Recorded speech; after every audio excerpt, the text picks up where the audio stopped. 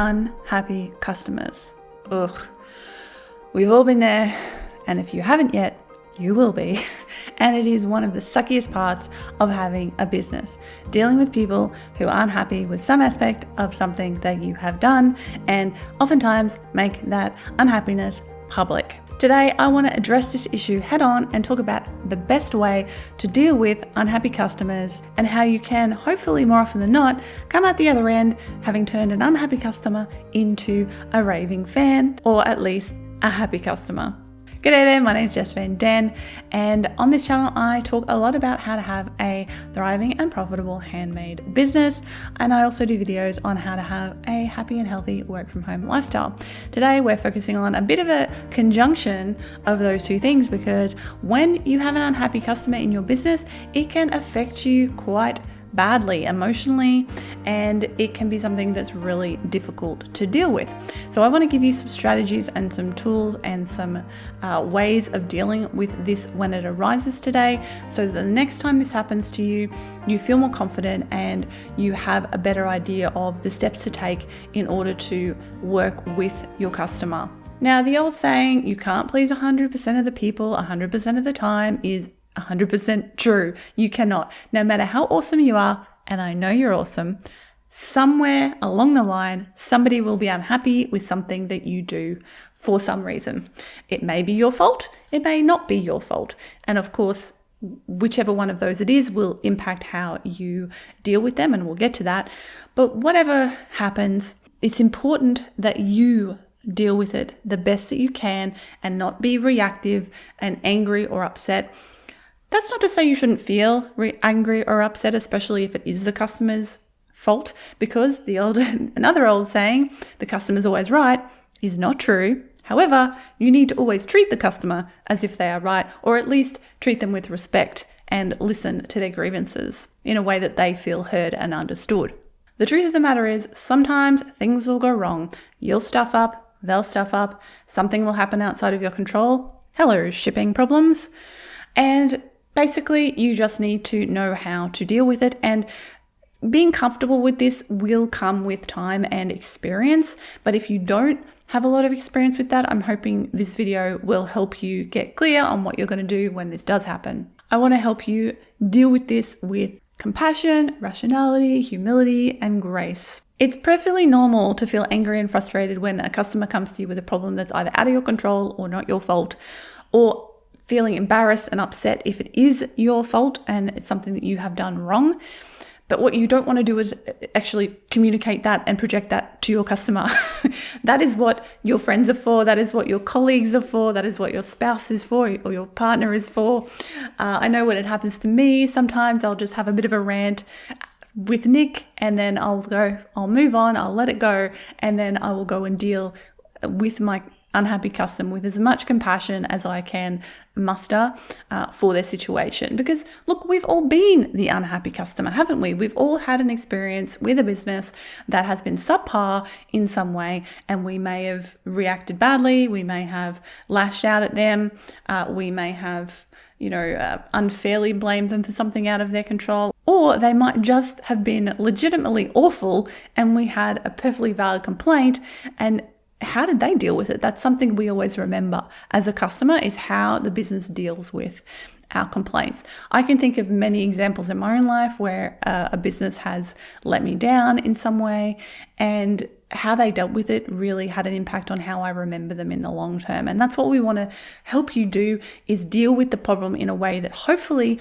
lets that person walk away with a better opinion of your business than they had when things went wrong. Now, I don't want to give you false hope.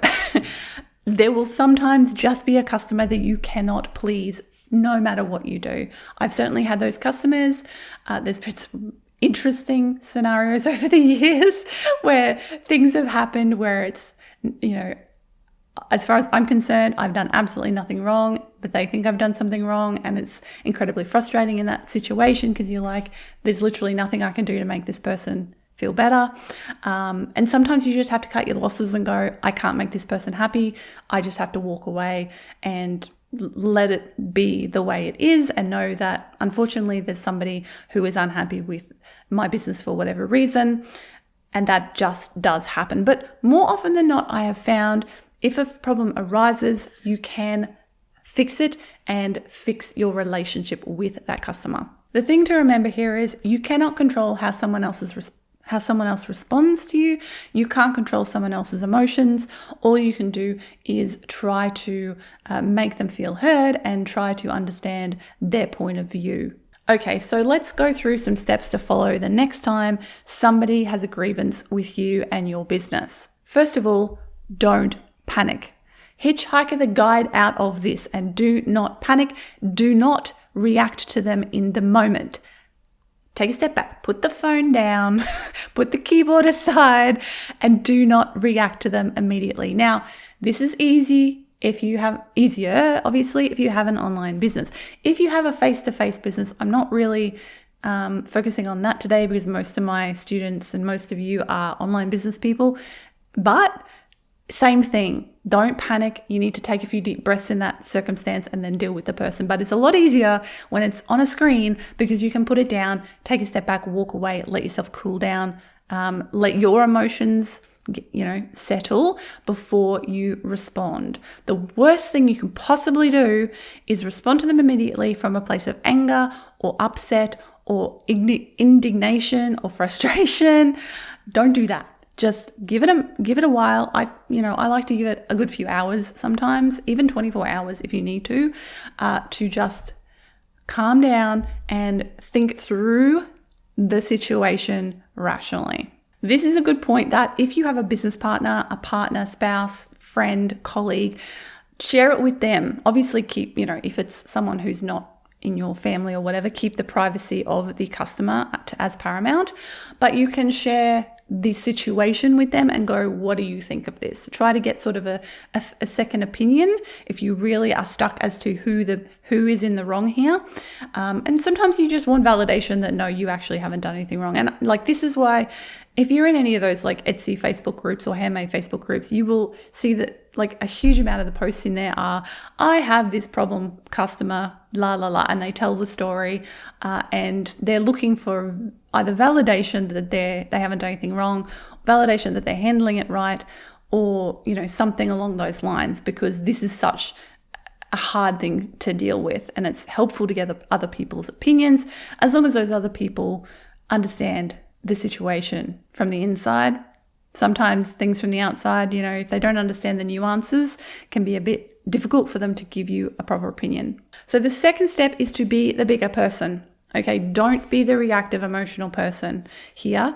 Try to come at this, as I said, from a place of rationality, having thought through the problem, having put yourself in your customer's shoes. Literally think, if I was this customer in this situation and this happened to me, how would I feel about it? And you might feel, you might find more often than not that, okay, well, their grievance is legitimate, even if it's not your fault. Their grievance is legitimate, shipping problems. Ugh. Yeah, so that is frustrating as hell because once you ship something, you have literally no control over it. And so often people get upset because things haven't arrived in time and you're like, well, it's not my fault. I have no control over this. But you can put yourself in your customer's shoes and go, well, yeah, I'd be pretty annoyed too if I thought this thing was going to arrive 2 weeks ago and it didn't.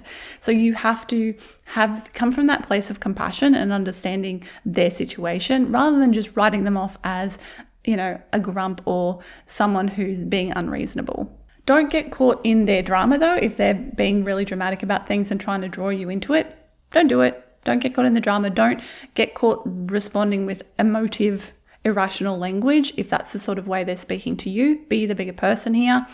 And you want to try to work out as well what the underlying reason is that the person is upset. It might not actually be clear.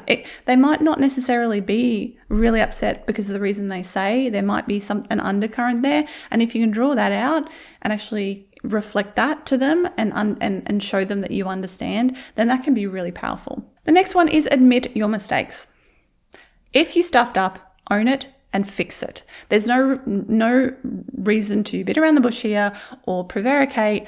If you did the wrong thing, you need to own up to it. I have totally done this. I've sent the wrong thing to the wrong person. So frustrating.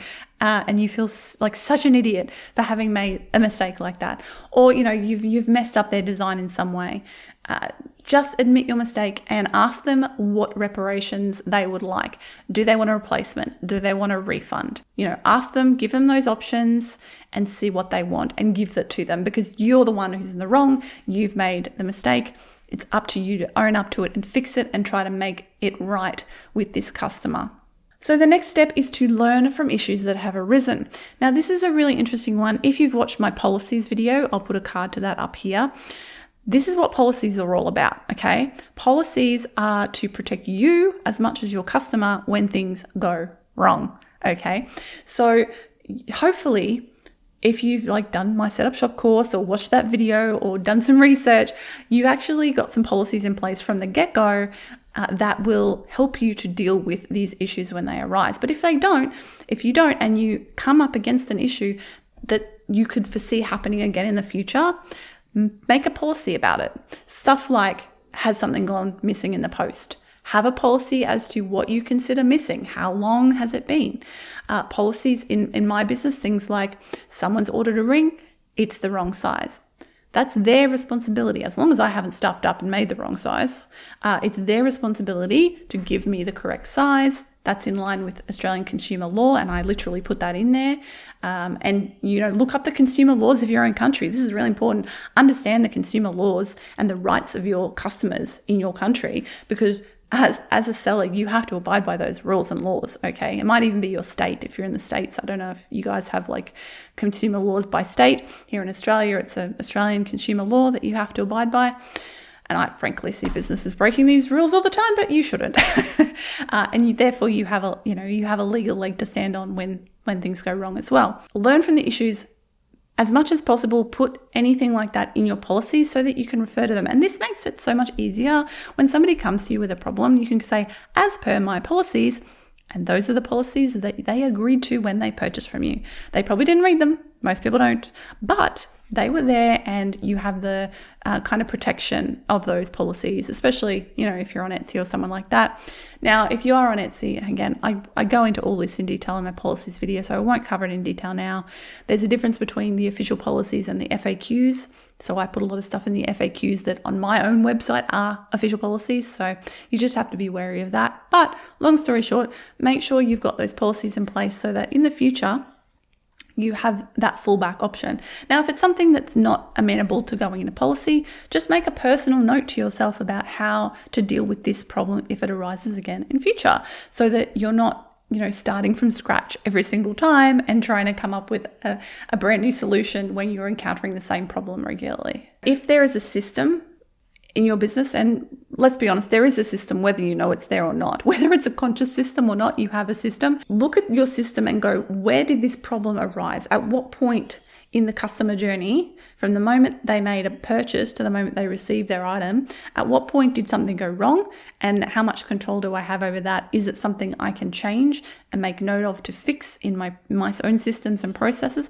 Like, for example, the whole we send somebody the wrong thing. Well, we have, because my husband Nick works with me full time in our jewellery business as well, so we have a system where he writes down the orders and then I double check them to make sure it's the right thing. And then we, at the end, check that we've made the right thing for the right person. It's gone the right envelope. Even with that, occasionally mistakes can happen for whatever reason. We're both having a bad day. We make an oxidized ring instead of a matte ring because somehow we missed the finish or something. It doesn't happen very often. It's very rare, but occasionally, we're human. We can make mistakes, and so can you. And that's okay. Again, like I said, it's trying to fix the system as much as possible to minimize the chances that you will make an error. And the final one is, as much as possible, stick to your policies. But in the end of the day, you have to make a final call on every single sale. So what we don't want to be doing is held ransom to bad reviews, okay? If you haven't done anything wrong, somebody might threaten, or you might expect or worry about receiving a bad review. Now, if you're on somewhere like Etsy and somebody actually literally threatens you with a bad review, that's against the rules. So you can actually report that and their review will be scuppered, as far as I'm aware. I guess that's a good thing in a way. If somebody does threaten you with a bad review, if you don't do what they want, at least then you have some recourse to get them dealt with by the platform rather than you having to deal with them. But sometimes someone will just, out of the blue, they'll leave a 1-star review and you're like, and they might explain why. And at that point, that's when you contact them and go, take the time, step back, all the other steps, and then you contact them and try to find a resolution. And again, sometimes you'll be able to, sometimes you won't. Sometimes people won't read the description. Like, this is what's happened to me in the past. I think the only 1-star reviews I've ever had are because somebody didn't read the description. And the big one for us is we make these oxidized rings, but the oxidization isn't permanent. It wears off and it weathers back.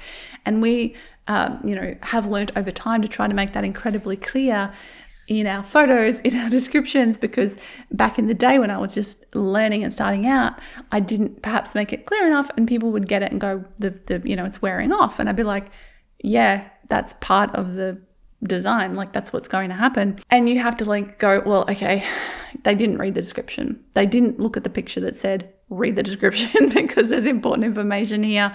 And you just have to go, well, I'm sorry, but you made a mistake. Perhaps not in those terms, obviously.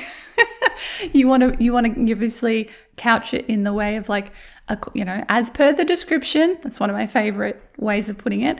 As per the description, this is what happens to this particular design. We work really hard to make this clear to our customers and all that sort of stuff. So at the end of the day, even if something is not in line with your policies, you have to make the decision what the right decision is with that particular customer.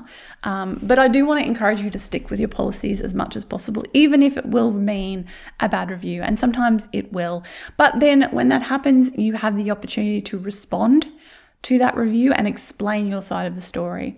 And that's a really important thing to do as well, is actually do that explaining. And if somebody has left you a bad review for whatever reason, you respond, again, following these rules of being calm, compassionate, understanding, rational. Just explain the situation for anyone else who's looking through your shop and deciding what to buy from you or whether to buy from you or not. I think it really behooves us to be understanding and kind even when we are not at fault.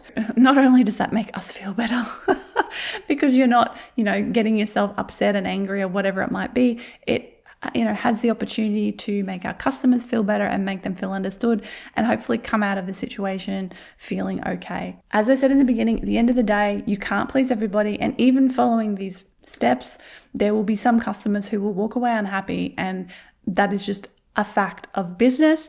And it's just the same for everybody. So don't feel like you're alone here. This happens to everyone. Everyone has unhappy customers along the way. And as long as you realize that it's a normal part of business and do everything you can possibly do to make your customers as happy as possible, then that's all you have in your power to do. I'd love to hear from you in the comments. Have you got a story? Have you got a bad customer service story? Or even better, have you got a story where you had bad customer service, but they turned it around and you actually ended up happy at the end of it all? Or, maybe you've had this experience as a seller. Have you had that experience where you've managed to turn things around or, turn an unhappy customer into a happy or even a repeat buyer from you? Let us know in the comments below. I'd love to hear from you. If you enjoyed this one, do give it a thumbs up and make sure to subscribe so you don't miss any future videos from me. I will put the policies video I was talking about right here, so you can go watch that one now if you would like to. And that is a really good combo with this video because I go through all the things you should consider when it comes to creating the policies for your shop. So enjoy that one. I'll catch you in the next video. Bye for now.